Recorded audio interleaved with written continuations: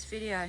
I'm making this video because I thought other young male singers might appreciate to hear what my experience was like, as I recently watched Cormac's newest video on his voice change, and my experiences have been slightly different.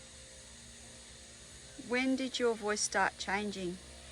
My voice started changing about 2 years ago at the end of December, just over Christmas, after I'd recorded my classical album for my treble voice, and I found that I was just able to sing lower and lower, but I really didn't lose the top at the beginning, but then I started losing the top notes slowly and slowly, and then developed more lower notes gradually. So what was your range before your voice changed? I believe it was A2 to F sharp 7, and I only just found the F sharp 7 towards the very end of my upper voice, just before recording the classical album. So that's just over 4 octaves. Yes. That's pretty big. Mm-hmm. So when did you actually think there was a point of no return with your soprano voice? So what happened? Well, I never really thought there was a point of no return. I just stopped singing up there because I didn't love my head voice, because it was a very good one, but I didn't like listening to myself when I had my head voice. But now that I've got a lower voice, it's much easier to listen and analyze. Personally, I find it a lot easier to listen to myself nowadays, and I just stopped singing it and didn't really see a point of no return till like January, because that's when I started singing with my coach again, and she said, "You've lost this range." And I'm like, oh, okay, I didn't really know that. So a lot of boys who sing soprano get really sad when they lose their soprano voice. So how did you feel about losing it? Happy, very happy, because I got way more at the bottom end, and I can explore a new stage of my voice, because I had my upper voice since I was 9. I'd been singing with it, and I thought, well, my voice is changing, let it change and enjoy what I've got. How did you find the transition? Was it smooth, or did you have cracks or anything like that? It was smooth, really just gradual. Like I said before, I was just singing and lower and lower and lower, and there was no real cracks. I never have really had any voice cracks. Why do you think you've had such a smooth transition? Probably because of my continued vocal work and the technique that I've been able to get off my main vocal coach, and that's helped transfer. Your classical technique? Yes. So what advice would you give to other young boy sopranos? Keep singing. Don't stop. Even if you hate the sound of your voice when it's changing, I didn't, I loved it, but even if you do hate it, just continue singing. It will get you through. So what other advice would you give to young singers? Like, should they learn to sight read or music theory or learn an instrument? I reckon sight reading is very important. So if you haven't learnt to sight read before your voice change, that can be another thing to focus on through your voice change and your journey. And also potentially even learn to sing in more languages, like Latin if you don't already sing in Latin, Italian, and sing more classical, because it helps the flow, and the arias help the flow of the voice and reduce cracks, I've found. What about instruments? What do you think is a good instrument for a young person to learn if they're a singer? Piano, very important instrument, or guitar if you want. That's more contemporary, but still, good instruments to learn. Piano is very important so you can warm yourself up. So what sort of repertoire were you singing during your voice change?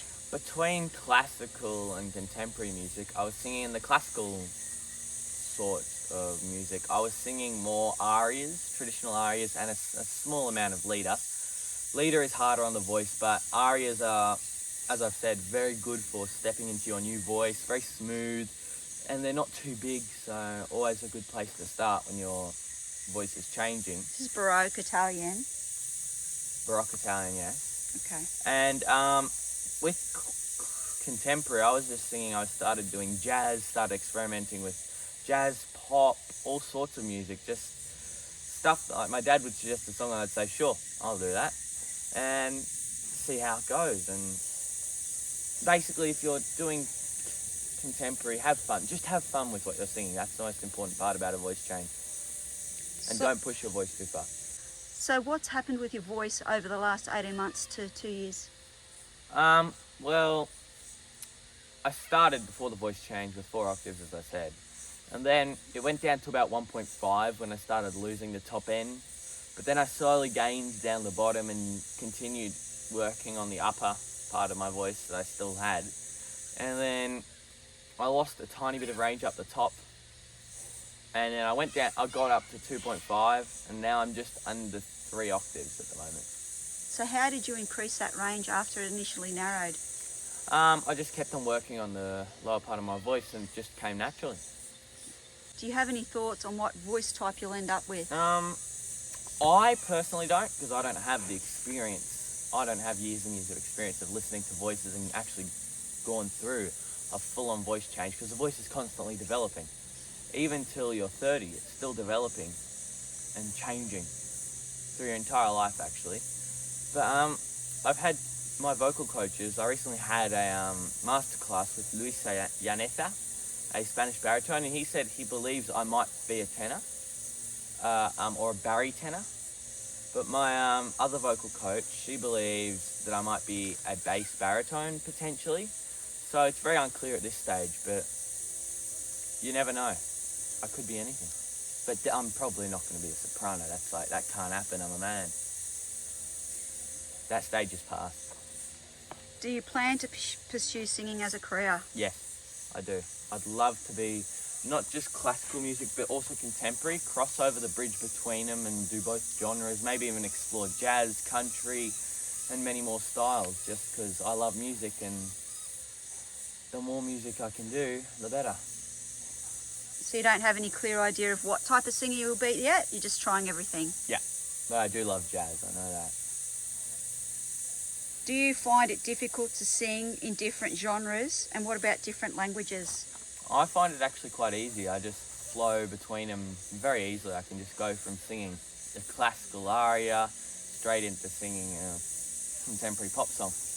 But and singing in different languages, I find it comes naturally to me and is quite easy. Since my grandfather, he spoke many languages, so it might just be a thing. But what's the most difficult language you've sung in? Oh, I've started singing in Russian, but the most difficult they've actually sung in so far is probably Polish. The most difficult that I'm learning is Russian. Do you like listening to your own voice? And what about your treble voice now? Now I've started to come around to my treble voice. I like listening to it now, but not something I do every day. I do like listening to other singers and exploring new genres and just having Apple Music on Infinite. So I just press the little Infinite button and it'll just randomly select music for me, and I love doing that. But listening to my current voice, I really don't do it unless I'm analysing my voice and analysing how it performed, but I can listen to it quite good. So you've got 3 years of school left. What does the next 3 years look like? So next year I'll be going to a performing arts specialist school here in Sydney, and I'm looking to focus on getting into musical theatre and new genres that I haven't really done much in before, and also working with other like-minded people. And then in year 11 and 12, I plan to focus on study for the HSC, so that will be my main priority for those 2 years. Next year is just a year to experiment, and those 2 years are years to focus on study. Hi everyone, thank you for watching the interview. I hope you have a great Christmas and a happy new year, and I hope it gave everyone a little bit of wisdom and insight into my voice change.